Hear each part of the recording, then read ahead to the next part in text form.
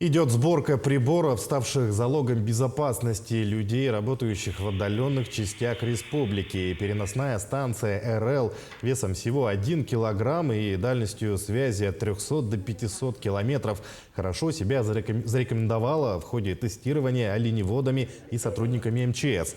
Она способна работать даже при отсутствии электричества, что очень удобно в случае возникновения лесных пожаров или аварий.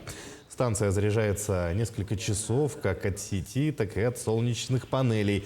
Кроме того, в случае помех на каналах связи есть возможность передать текстовые сообщения.